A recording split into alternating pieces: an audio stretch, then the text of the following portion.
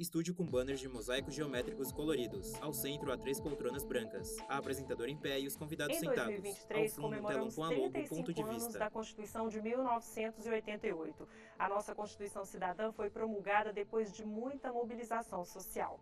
Durante a Assembleia Nacional Constituinte, o povo ocupou o prédio do Congresso Nacional e se fez ouvir por meio de cartas, emendas populares e até mesmo por inúmeras entidades da sociedade civil que tiveram voz ativa naquele momento. O programa Ponto de Vista vai discutir em 3 edições como foi o processo que deu origem à nossa atual Constituição e como ela é vista nos dias atuais. Para isso, ouvimos especialistas e pessoas que viveram na pele o clima da Constituinte. Eu sou Cassiana Tormin e esse é o Ponto de Vista. Nas cores cinza, azul, vermelho e roxo, a imagem passa pelas letras do título. Em fundo branco, Ponto de Vista. Abaixo, 3 círculos sobrepostos formam um diagrama. 35 anos da Constituição. Esse é o 3º programa da série dos 35 anos da nossa Constituição. Vamos falar dos acontecimentos após a promulgação em 88. Cassiana Tormin, apresentadora. Lembrar a revisão da Carta Magna realizada em 1993, seguindo a determinação do próprio texto constitucional, que previa uma reavaliação dentro de 5 anos. Vamos falar também das inúmeras emendas constitucionais criadas de lá para cá, que já são mais de 100. E ainda avaliar os dispositivos constitucionais que ainda faltam ser regulamentados. Como já tratamos em outros programas das questões ligadas às conquistas das mulheres e dos negros, dessa vez vamos dar atenção especial à pauta dos povos originários. Para isso, temos 2 presenças ilustres.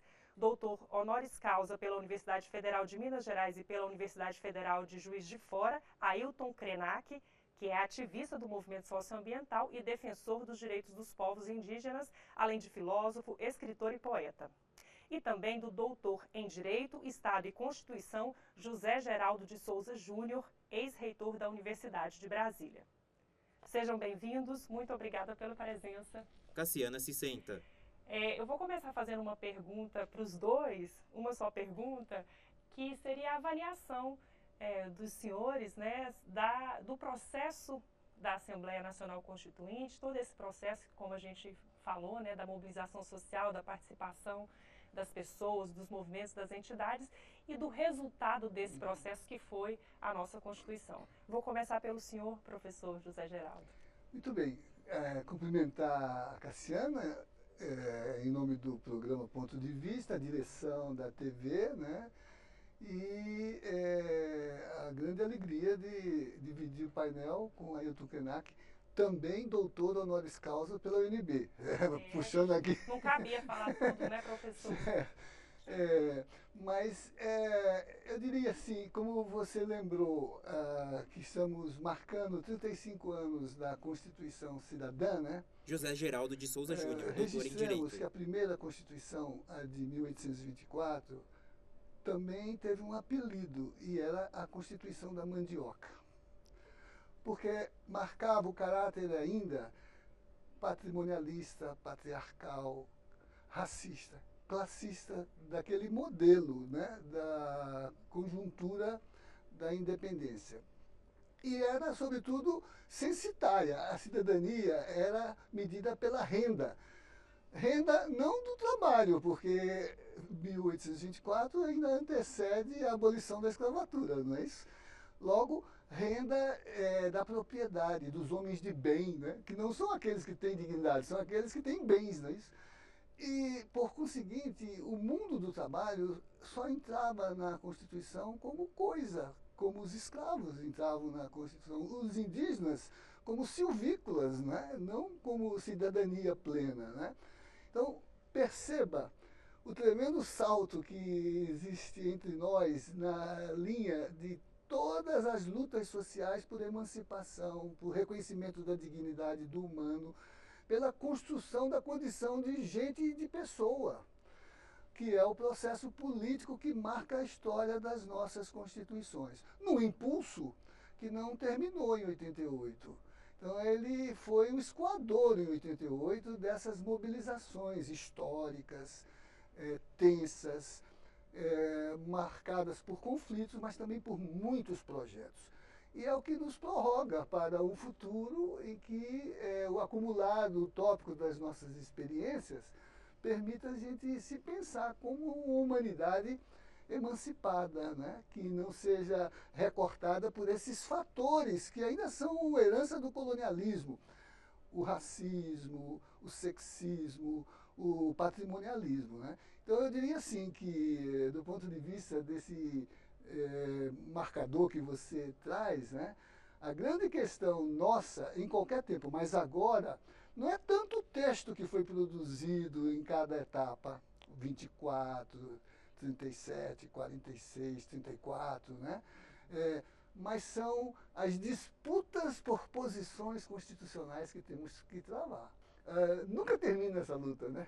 É sempre um acumulado utópico, porque a gente fica inspirado nas lutas que nos antecedem, com o horizonte de futuro pela utopia programada por essas lutas sociais. Concorda, Krenak? Eu sinto, assim, uma grande contentamento de estar aqui na presença desse querido professor Zé Geraldo, refletindo sobre essa ideia de que essa Constituição e toda a Constituição é um território de disputa. Eu acho que essa revelação, ela não é aberta para todo mundo. E quando, na juventude, eu me engajei nos debates da Constituição... Ailton Krenak, claro líder indígena e filósofo. A ideia, a utopia era tão luminosa que nós achávamos que a Constituição ia nos tornar uma outra humanidade, que nós íamos nos tornar uma nação. A Constituição ia dar esse estatuto de nação para aquela humanidade que vinha arrastando-se de uma ditadura de 20 anos e que eclodiu nas praças com uma coragem, com uma disposição maravilhosa de luta, fez a campanha das diretas já, convocou a Constituinte e, a despeito de todas as manobras para que ela não fosse uma Constituinte, que ela fosse só uma Assembleia, não é isso? Quer dizer, as disputas foram tantas que até o desenho da congregação que fez a nossa Constituinte, ele já era esse retrato desigual, né, da nossa comunidade brasileira, a comunidade. Porque quando você está envolvido na discussão de um tema desse, a Constituição, você tem que nos pensar como comunidade. Porque a única possibilidade de realizar o ato libertador, né, de declarar direitos abertos publicamente, o único gesto possível é se for comunidade. Se não for uma comunidade, aquilo não avança, vira um conflito terrível, como a gente continua vendo na história da América Latina e outros países que também não tiveram como se livrar do colonialismo a ponto de ter autonomia, independência, soberania, que são coisas que na Constituição todo mundo gosta de falar de soberania, né? Mas é um território de disputa, e entender a Constituição como um território de disputa ia dar muito mais sentido de realidade aos movimentos sociais, às reivindicações, às lutas mesmo entre classes, né? Porque uma das coisas que a gente é animado a fazer no longo do tempo é achar que nós somos uma comunidade. Durante o debate, durante as reuniões que se fez o contrato do novo texto da nossa Constituição, inclusive o capítulo dos índios, direito dos índios, como está grafado lá, foi uma quebradeira. Tinha uma disputa interna à sociedade que, naquele tempo, a UDR já dizia que veio. Ela era o embrião do agronegócio. Desse agronegócio que quer tomar o território brasileiro como se fosse uma área aberta à colonização ou à recolonização. Nós estamos sendo recolonizados agora.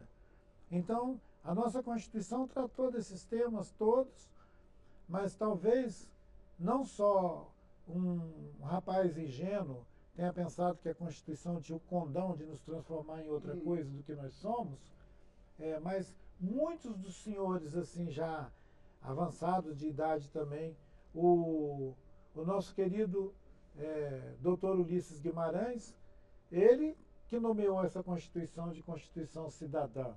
Então, imagina como é que ele também acreditava em utopia, né? A gente vai fazer uma pausa aqui, porque durante todo o trabalho da Assembleia Nacional Constituinte, foi ao ar nas redes de TV o Diário da Constituinte. Com vídeos de 5 minutos em média, o programa retratava o dia a dia da preparação da nova Constituição, com enfoque nos pronunciamentos e debates em plenário, além das atividades das comissões. E o Diário da Constituinte também registrava as manifestações populares dentro e fora do Congresso Nacional. A gente vai assistir agora a uma edição que retratou a intensa participação dos povos originários na elaboração da nova Carta Magna do Brasil. Vinheta. Ilustração do Congresso Nacional. Formas geométricas compõem a bandeira do Brasil à direita do título. Diário da Constituinte. Representantes de 3 nações indígenas levam denúncia à Constituinte. Eles são cinta-largas, suruís e caritianas e vivem na região de Goiás e sul do Pará. Agora, poceiros, garimpeiros e empresas de mineração estão invadindo pouco a pouco as terras dessas tribos. Nós viemos trazer aí a denúncia de uma invasão. Ailton Krenak, coordenador União Nações Indígenas. Que está sendo Indígenas. organizada por gente vinculada à Fundação Nacional do Índio, num franco desrespeito a qualquer norma, que deveriam estar prestando serviço de assistência, mas que estão organizando invasão garimpeira à área indígena. Se nós não tivermos sensibilidade, Amaury Miller, tolerância PDT, e Rio Grande do alcance Sul. histórico para compreender a situação extremamente grave em que se encontram as populações indígenas, o texto constitucional certamente amanhã será jogado no lixo da história. Um momento de emoção para os constituintes que estavam hoje no plenário. A defesa feita pelo índio Ailton Krenak, da emenda que pede a demarcação e a preservação das terras indígenas. Krenak terminou a fala passando no rosto a pintura de guerra dos índios. Os senhores não terão como ficar alheios a mais essa agressão, movida pelo poder econômico, pela ganância, pela ignorância do que significa ser um povo indígena. A imagem retorna ao estúdio. Valeu a pena, né, Krenak, toda essa movimentação aqui dentro, mesmo que, como você diz, muita coisa ficou no nível da utopia, mas como você avalia assim, o resultado do texto constitucional? Ora, nós celebramos esse texto dançando nas ruas. Então, obviamente, ele foi uma conquista muito grande e foi um avanço também para a sociedade brasileira como um todo, a gente explicitar Ailton Krenak, líder indígena e filósofo. como nós estávamos saindo da ditadura. A gente se explicitou, né, com essa diversidade que nós somos. Quem continua achando que nós somos todos uma comunidade vai ficar enganado por muito tempo. Se o texto da Constituição é um território de conflito, é porque nós somos uma sociedade em constante disputa e conflito. A questão da terra, por exemplo, ela não vai ser resolvida na Constituição. Ela tem que ser resolvida na sociedade. Por isso que eu digo que aqueles que pensavam que o texto da Constituição ia nos transformar numa nação, eles acreditam em mágica, né? É o contrário, é nós que produzimos a Constituição, né, professor? Krenak, aqui a gente tem umas fotos aqui também, ó, que são fotos também, né, da Constituinte, aqui a presença dos índios também, ó, em plenário. Já estava bem bonito. Umas fotos citadas. exibindo aqui? Enquanto você estava falando, a gente já tinha começado, porque Olha. você estava de costas. Juruna já tinha aparecido ali.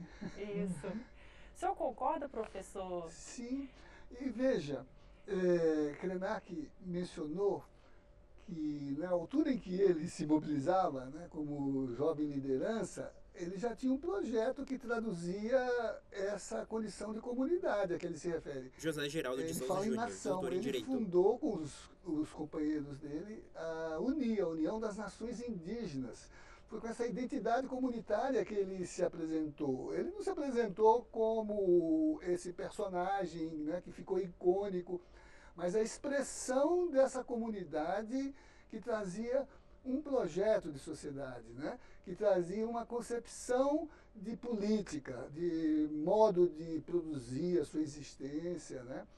E isso é o que caracteriza o que ele chama de Constituição como um território a desbravar, a disputar, né? Porque o texto ele é enganoso, as palavras são enganosas, as palavras do dicionário são enganosas. No dicionário, índio é indígena, é selvagem, é silvícola, é menos humano. O humano do indígena é construído como luta histórica.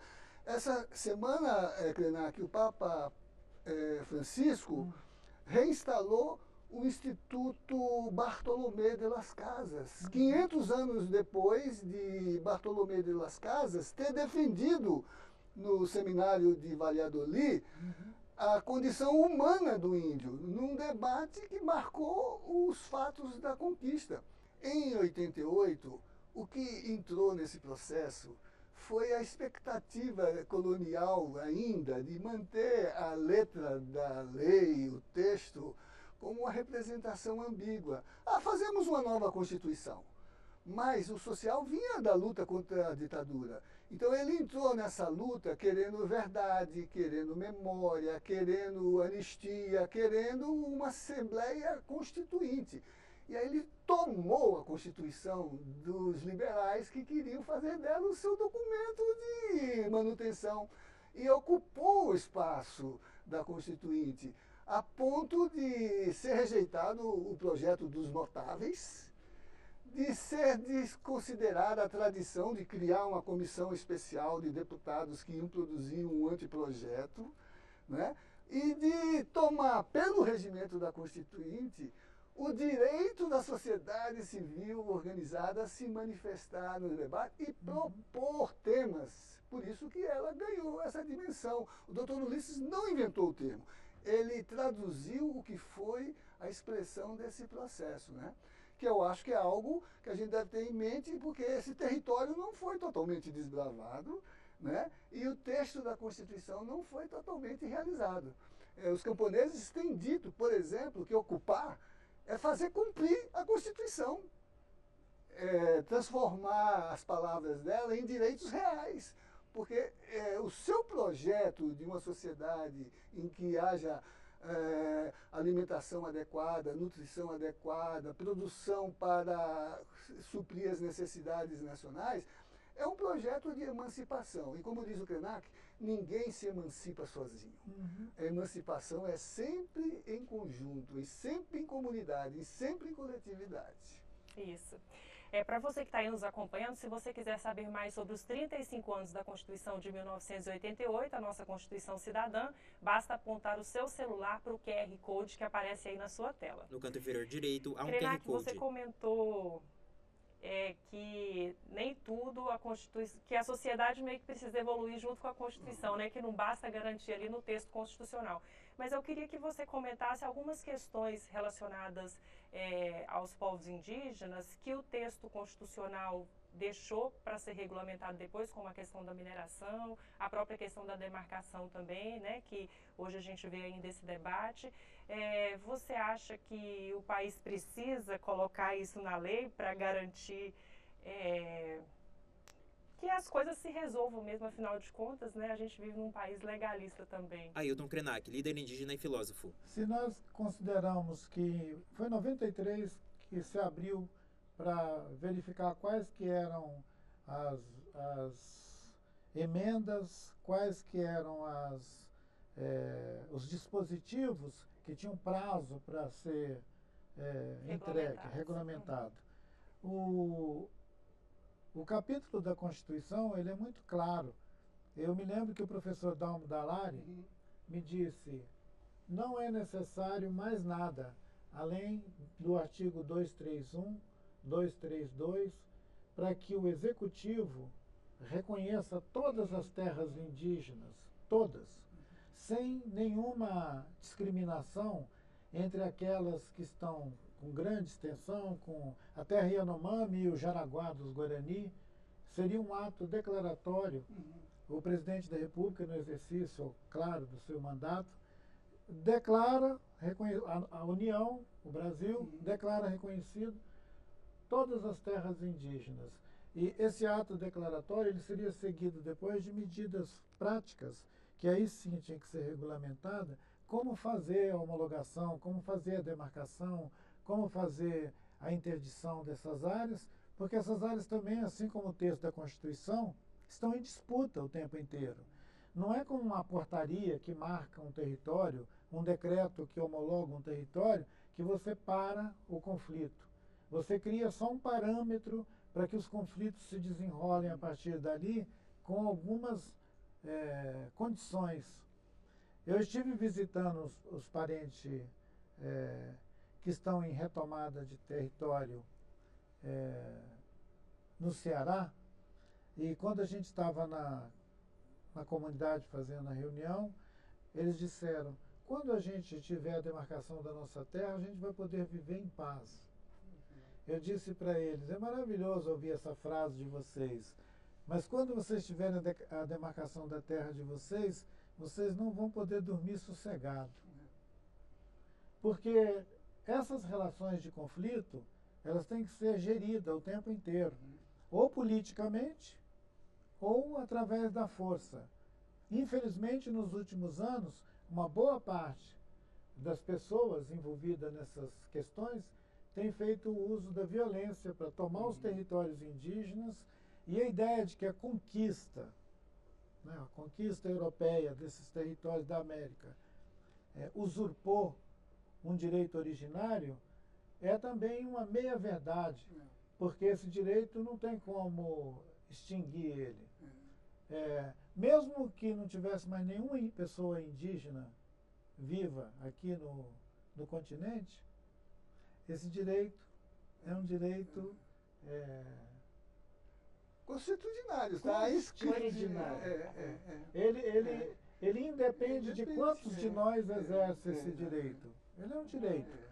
E eu não quero fazer uma cola, não, mas antigamente eles diziam que tinham o direito do céu, né? O céu. Então, esse direito do céu, considerando que não é uma cosmovisão indígena, ele seria parecido com o que eu estou afirmando. Esse direito primário, primitivíssimo desses povos, não tem nada a ver com a ideia de evolução.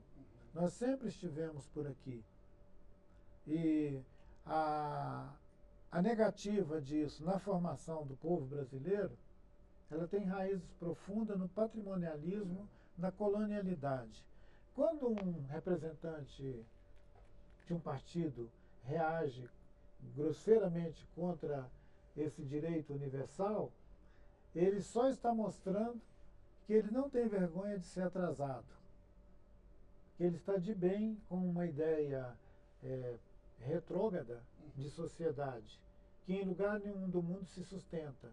Em nenhum continente do mundo se sustenta uma injustiça dessa, uma desigualdade de você ter milhares de pessoas jogadas pelas estradas do país e o país não tem coragem de fazer reforma agrária. Né? Então, professor, eu acho que corre junto a negativa de fazer a reforma agrária com a negativa de reconhecer os territórios indígenas. São irmãos, esses temas de conflito são irmãos. Se um dia a gente conseguir entender que tem que fazer reforma agrária, automaticamente já terá sido reconhecido que os territórios indígenas são invioláveis, que eles devem ser preservados. Aliás, antes de você completar, precisa compreender esse fato, que é o de que esse direito já é reconhecido internacionalmente. A Convenção 169 da ONU, da OIT, diz isso, e por isso estabelece que nenhum projeto de desenvolvimento, de colonização, do que for, pode ser realizado em áreas que digam respeito ao modo de existência dos povos indígenas, sem que eles sejam consultados de modo livre e informado, sob pena do projeto não poder se realizar. A gente está aqui com mais algumas fotos também bem bonitas, olha, que vale a pena a gente No telão, as rever, fotos citadas. né, aquele clima, aquele ambiente da Assembleia Nacional Constituinte e essa presença tão bacana, né, das comunidades indígenas aqui, olha, no plenário, mais um indígena ali ocupando a tribuna, a movimentação. Isso, aqui do lado de fora do Congresso, né, que também foi um espaço também de muita Esse foi movimentação. deputado. Pois é. Esse parece um caiapó, né? Parece um caiapó esse aí, né? Mas Professor, não é, né? mas eu queria perguntar para o senhor, como jurista que o senhor Você achou? porque na verdade eu fiz essa questão para o Krenak sobre a questão de estar na Constituição, de ser regulamentado, sim. porque existe muita crítica, né, em relação a esses artigos que às vezes, esses dispositivos que não foram regulamentados ainda. E me parece, eu não sei se eu estou entendendo bem, mas que muitas vezes falta uma ação executiva para executar o texto constitucional, ou o senhor, né, como jurista que o senhor reconhece que é preciso ainda regulamentar algumas lacunas que ainda existem no texto constitucional? Porque, assim, só para completar, porque são muitos conflitos, né, professor? Tem essa questão do entendimento do direito mesmo originário dos povos, que está explícito na Constituição, mas hoje são outros interesses juntos, né? Exato. O Ailton até citou o jurista, o grande jurista da Dalari, dizendo que o texto está completo.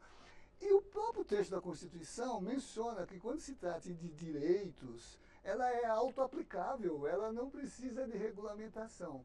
Há uma série de situações, por isso que ela admite a produção de leis complementares para ajustar aquilo que requer o engajamento dos setores funcionais para poder tornar real o direito que está desenhado em termos de fundamento político, histórico, social, né? Então, há elementos de... Por exemplo, se dizia lá que... E veja que era um capítulo de disposições transitórias, para dizer assim, tem que demarcar as terras quilombolas, não é isso? Então, olha só, ainda dizia que era transitório, não era parte da Constituição no sentido da estrutura que ela gere, né? Mas, sem dúvida, por exemplo, aqui estamos numa TV pública, né? O capítulo sobre comunicação está incompleto, mas está se disputando, se regulamenta os meios de comunicação. É disputa entre os proprietários e os titulares dos direitos, que não são só os jornalistas.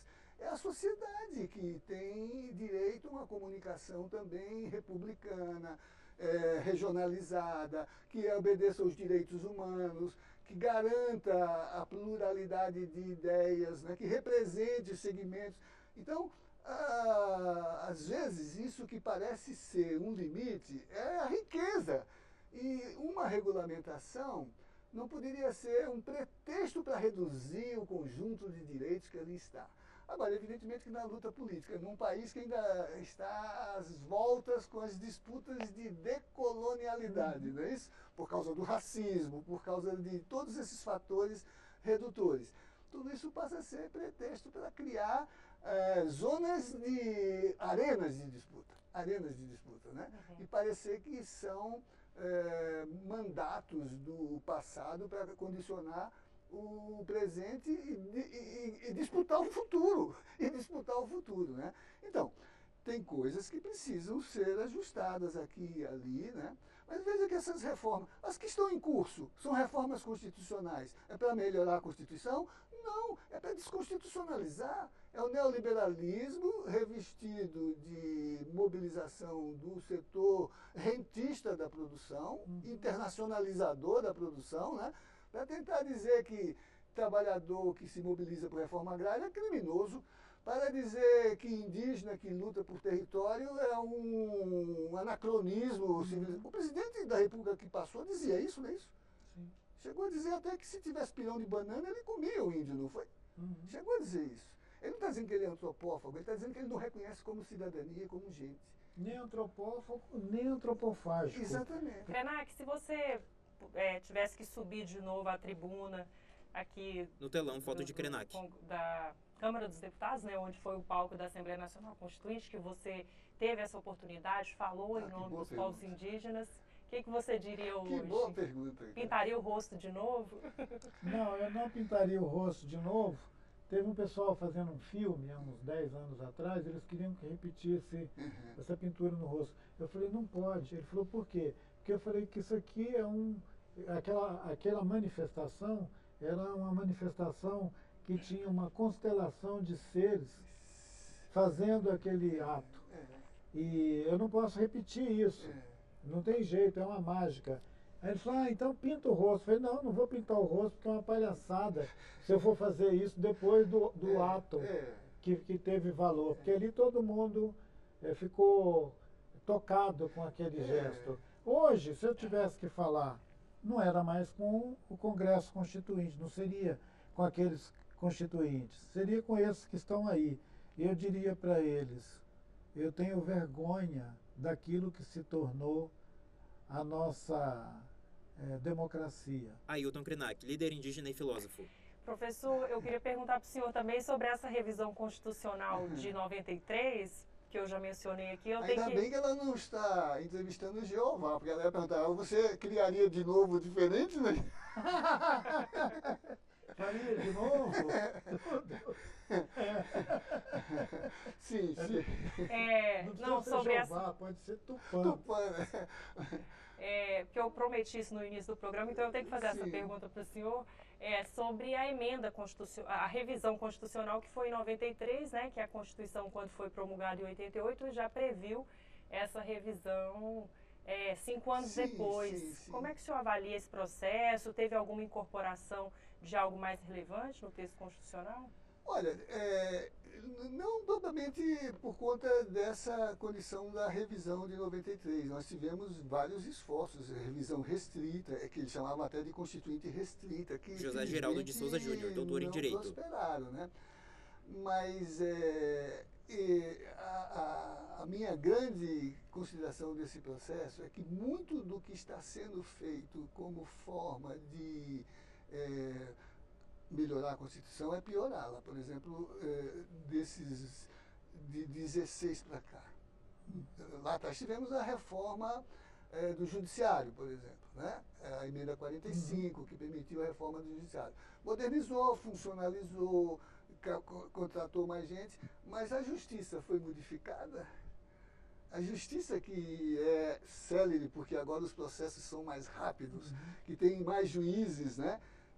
O grande problema da desdemocratização foi o lawfare, né? Foi usar a justiça para ferir a democracia. Então eu diria assim que atenção, porque o conjunto de reformas a pretexto de atualizar a Constituição, reforma trabalhista, reforma tributária, reforma do serviço público, né? Tem sido um instrumento para retirar da Constituição o melhor que ela tinha. Sobretudo os direitos, e dos direitos dos trabalhadores, dos indígenas, das mulheres, né? Conquistas que a Constituição previa em 93 que fossem aprofundadas do ponto de vista de que numa sociedade democrática, como os direitos não são quantidades, não são artefatos que você acumula numa prateleira normativa, os direitos são relações. É o conjunto emancipatório das relações que deve se traduzir num modelo de revisão da Constituição.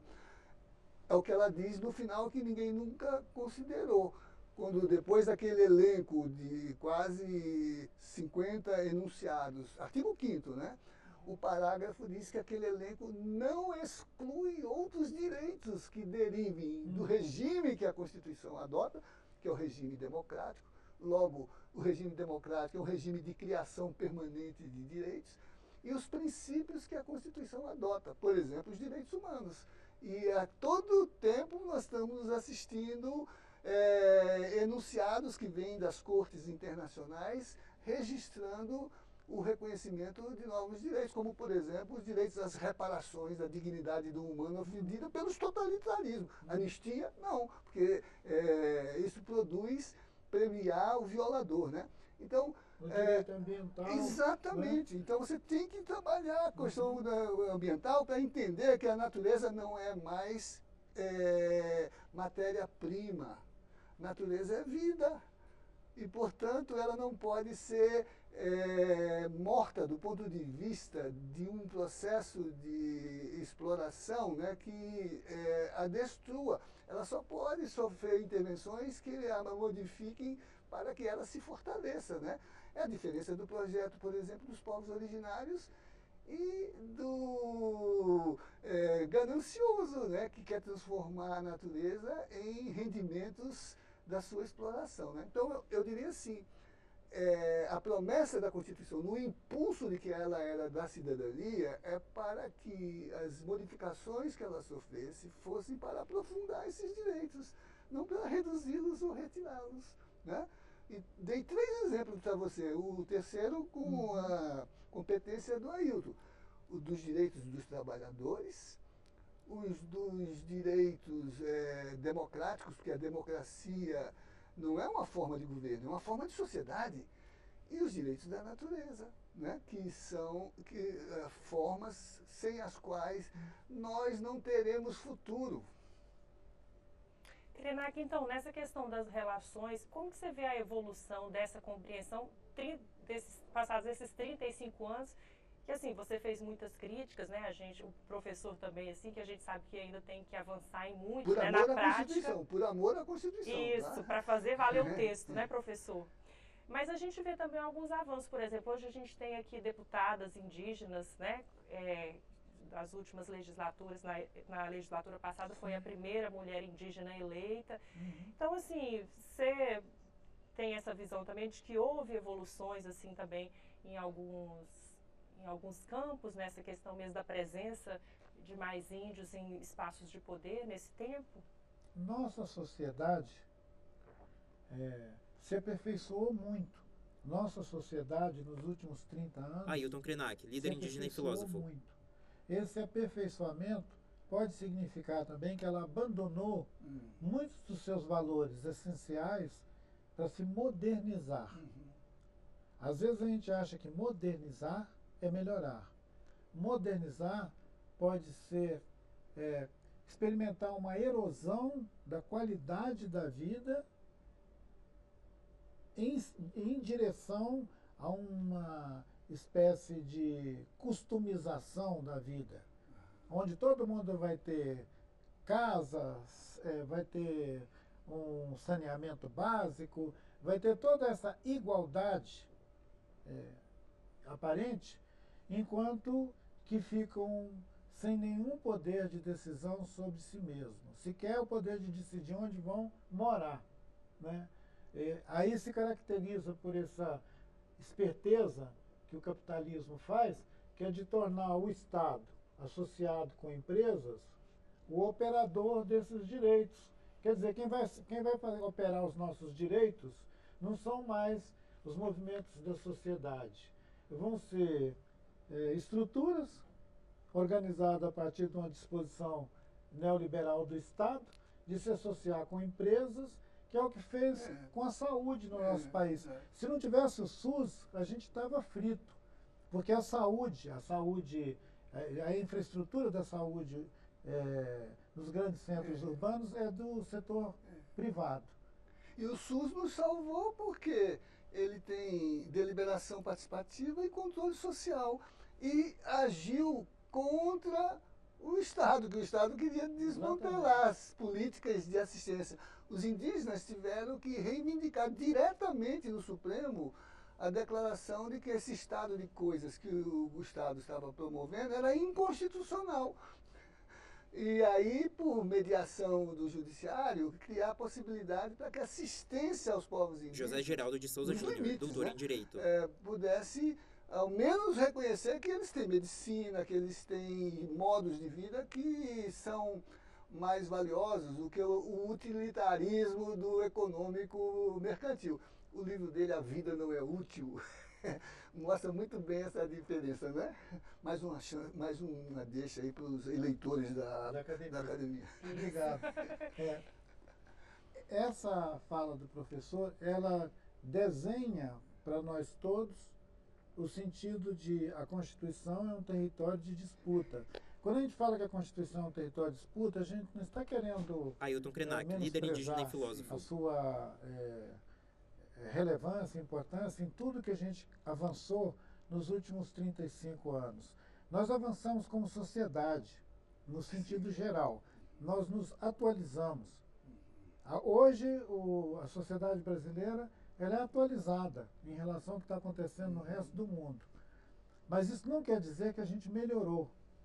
Né? A ideia do bem viver, que é uma ideia andina, que se difunde a partir da Bolívia, da Colômbia, do Equador, é um lugar que nós já habitamos. Quando a gente parece que está avançando, nós estamos saindo desse lugar para ir para a prateleira do supermercado e para consumir o alimento hiperprocessado, morar no ambiente sanitário. Esse tipo de oferta, ela é uma oferta aberta para o mercado, para tornar tudo financiarizado e para perpetuar uma coisa que é o patrimonialismo. A gente vai renunciar à vida para ter patrimônio. É um escândalo, anular a nossa potência como comunidades humanas que são capazes de criar outras maneiras de sociabilidade. A ideia do novo constitucionalismo latino-americano sequer assentou nos debates ainda no Brasil.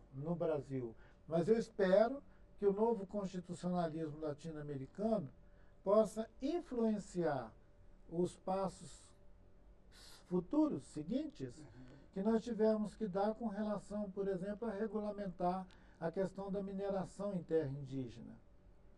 Você apontou corretamente que tem dispositivos que estão no texto da Constituição, no capítulo dos direitos indígenas, que como que congelou o debate sobre o que a União, o Estado quer fazer com o seu território. Então, como o Estado, a União, não é capaz de dizer o que ela quer fazer com o seu território, os aventureiros lançam mão, vão na frente. E falam que isso é desenvolvimento. Arrebenta, faz garimpo, detona com tudo, obriga depois as empresas a ir correndo atrás deles, porque eles estão predando uma riqueza monumental de uma maneira errada. Aí entram as corporações. Eu acho que a maquinaria é meio parecida com esses mecanismos projetados, né? A maneira que um território, como esse território continental do Brasil, é gerida por nós, pensando a gente como comunidade, é péssima. A gente não cuida do nosso território. E tem gente que já percebeu essa disposição nossa de deixar o território alheio, que estão comprando grande extensão de terra no nosso litoral, construindo verdadeiros paraísos turísticos no nosso litoral. Eles estão tomando posse desses territórios, comprando, é o mercado de terra.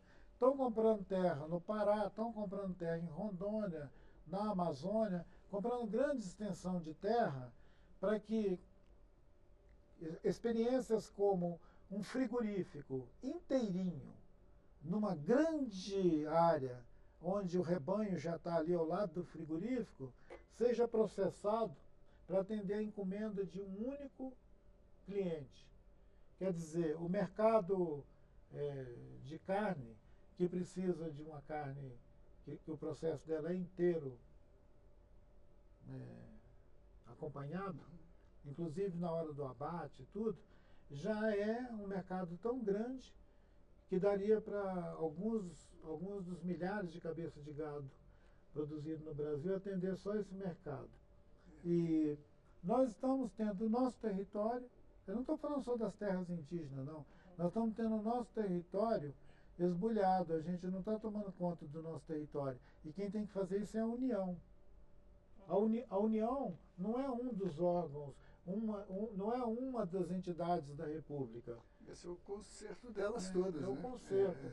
Então, o meu sonho é que a gente possa um dia ter um conserto entre os organismos da República, ela olhar para si e falar, vamos tomar conta do nosso território, nós sofremos um ataque tão grande nos últimos anos que demonstrou como que a gente ainda está fragilizado para tomar conta do nosso próprio território, no sentido nacional.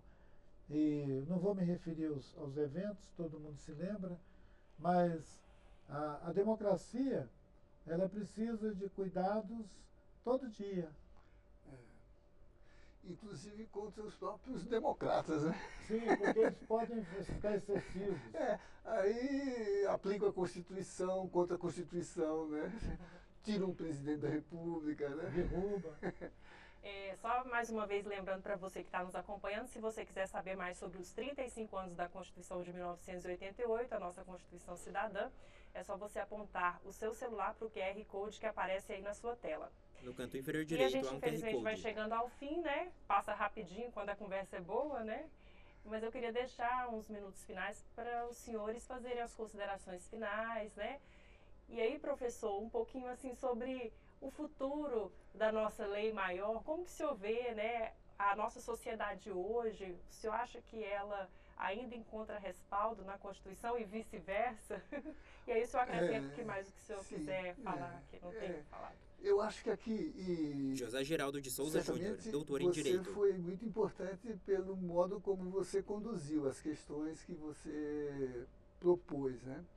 Mas acho que Ailton trouxe o eixo da nossa conversa, que é pensar essa dimensão simbólica do território a conquistar, a Constituição. Claro que ele não está falando do livro da Constituição, está falando daquele processo constituinte, né, que nos engaja, né, que nos coloca no limite entre a distopia e a utopia, né? Mas também não estamos falando de utopia como um delírio, estamos falando de utopia do acumulado histórico, político, que o social, sobretudo num país que em pouco tempo sai da condição de absoluta alienação do humano pela colonização e se forma como um povo consciente que é capaz de construir um projeto, né? Então, essa Constituição, ela traduz essa linguagem da conquista histórica por um projeto de sociedade e para abrir futuros possíveis. Há futuros possíveis. Não é só um futuro. Por exemplo, o futuro que o neoliberalismo nos proporciona é esse futuro em que os negócios vão prevalecer sobre a vida, né? Nós vamos ver gente, como já vimos, né, durante a pandemia, reivindicar o seu direito de abrir o seu estabelecimento para que o seu operário, sacrificado no mau transporte e sem proteção social, fosse morrer produzindo para ele, né? Não, um direito que represente saber que, por exemplo, nós não teremos futuro sem uma natureza que seja respeitada, sem que a produção não seja rentabilidade para o capitalista que explora o trabalho, escraviza, né? Mas seja para trazer felicidade, bem viver, como ele disse, né? Então eu diria assim que o nosso acumulado histórico nos mostrou isso, e foi por isso que nós sobrevivemos a esse surto autoritário, essa sanha mercantil que quis transformar a política no garante dos negócios em detrimento da vida. E passamos por tudo isso, por quê? Porque o social, por ele mesmo, construiu suas estratégias de resistência em pouco tempo. Em pouco tempo, em 6 anos, conseguimos debelar esse processo, mas também temos que saber que o que estamos vivendo agora não é o final dos tempos, o futuro ainda está adiante. É um momento dessa luta, né, que se faz no discurso e na ação, né? Então temos que continuar discutindo, né, conceitos como esse aqui, belíssimo, que Ailton trouxe, também de constitucionalismo, né? A gente trabalha o constitucionalismo latino-americano na perspectiva do constitucionalismo achado na rua. Sim. Né? Mas aí, lendo-se, a aldeia, as matas, as águas, o manicômio, o cárcere, a noite, né? Todas as dimensões do simbólico em que a vida é pensada como vida bem vivida, vida digna, vida decente, vida que humaniza. Muito bem.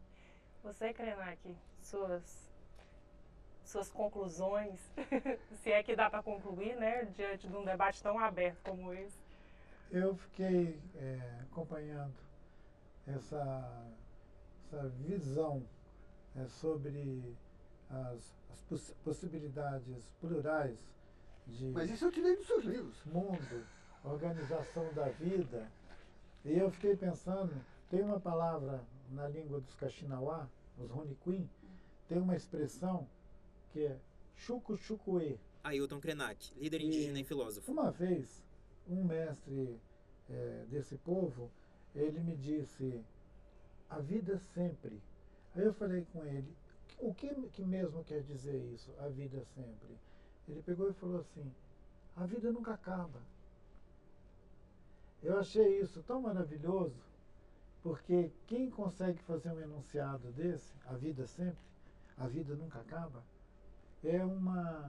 constitui um tipo de humanidade que eu gostaria de pertencer, que não desiste e que acredita que as coisas acontecem porque nós nos movemos. Chucu-chucuê. Então, Rausch, para os nossos parentes Kaxinawá. E gratidão por me darem a oportunidade de uma conversa tão cara, tão importante para todos que puderem nos acompanhar, né? Nós que agradecemos, viu, Krenak, professor José Geraldo, muito obrigada pela presença de vocês aqui. Eu recebi nesse terceiro e último episódio do Ponto de Vista, que trata dos 35 anos da Constituição de 1988, o ativista do movimento socioambiental e defensor dos direitos dos povos indígenas, Ailton Krenak, e também o doutor em Direito, Estado e Constituição, José Geraldo de Souza Júnior. Você pode rever esse ponto de vista na programação da TV Câmara ou pelo nosso portal na internet, câmara.leg.br.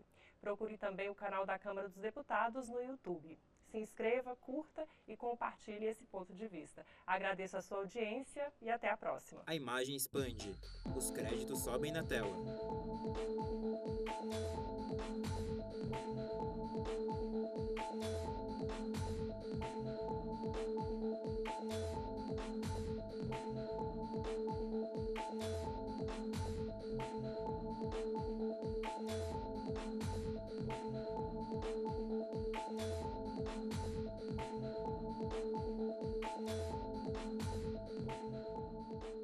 Logo Câmara dos Deputados, Brasília 2023.